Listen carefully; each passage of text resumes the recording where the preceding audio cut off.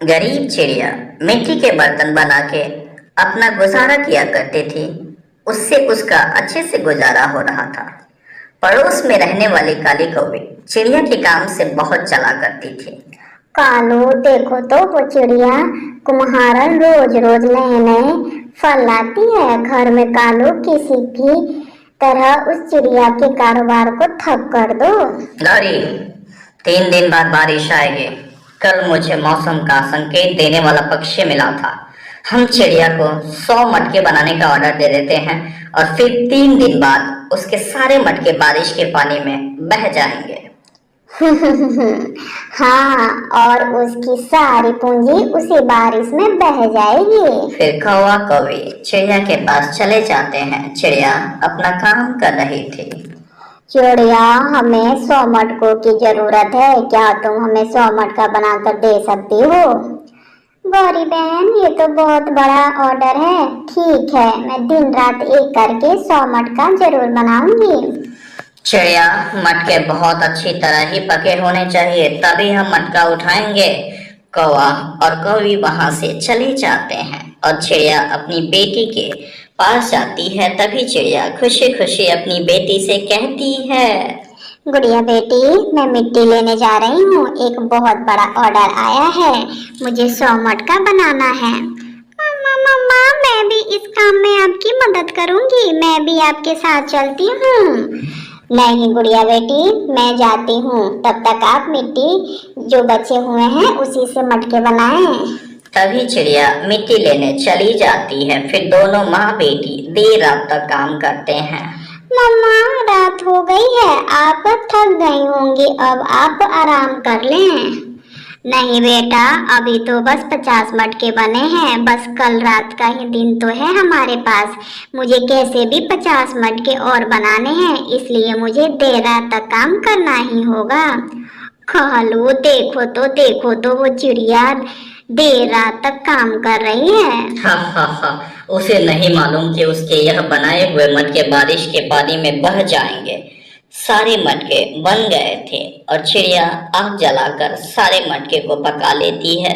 सारी रात में आग में पकने के बाद मटके पककर तैयार हो जाते हैं। सुबह हो जाती है और आसमान पर बादल भी आ जाते हैं। गुड़िया बेटी, जाओ जाओ, कालू अंकल को बुला लाओ, उनसे कहना कि उनके सारे मटके तैयार हो गए हैं। देखो ना, मौसम भी खराब हो रहा है। गुड़िया कालू अंकल के घर जाती है। गुड़िया, अपनी माँ से जाकर कहो कि मौसम खराब हो गया है, अब हमें उनके मटकों की जरूरत ना है। गुड़िया यह सुनकर बहुत परेशान हो जाती है। आंटी, मेरी मम्मा ने सारी रात जागकर वो मटके बनाए हैं, हमारी सारी पूंजी उसी में लग गई है। अगर वो मटके ना बिके तो हम कहाँ से खाएंगे? जो घर में था माँ ने वो सब लगा दिया। हा, यही तो हम चाहते थे। जा छोटी चिड़िया, अपने मटके किसी और को बेच लो। अगर वो मटके बारिश से बच गए तो चिड़िया रोती रोती अपनी मम्मा के पास आती है। गौरी आंटी, कालू अंकल कहते हैं कि जाओ तुम अपने मटके किसी और को बेच दो, हम वो मटके नहीं खरीदेंगे। मम्मा, कालू अंकल ने वो सब जानबूझकर किया था हम लोगों के साथ। गुड़िया बेटी, उन कौवों ने तो हमें बर्बाद कर दिया। तभी खूब तेज बारिश होने लगती है। मम्मा चिड़िया ने उन मटकों के ऊपर से प्लास्टिक डाल दिया था। शाम तक बारिश होती है, फिर बारिश रुक जाती है। तभी एक तोता उड़ता उड़ता चिड़िया के पास आता है। चिड़िया, मैंने सुना है कि तुम मटके बनाती हो। मैं मिठू, मैं बाहर देश से आया हूँ। चिड़िया, क्या तुम मेरे लिए 100 मटके बना सकती हो? हाँ, क्यों नहीं, आप मेरे साथ आइए। तभी चिड़िया वो मटके मिठू तोता को दिखाती है। ऐसा ही मुझे मटके चाहिए। मैं अभी जाता हूँ और अपनी गाड़ी भेजता हूँ और पैसे भी भेजता हूँ।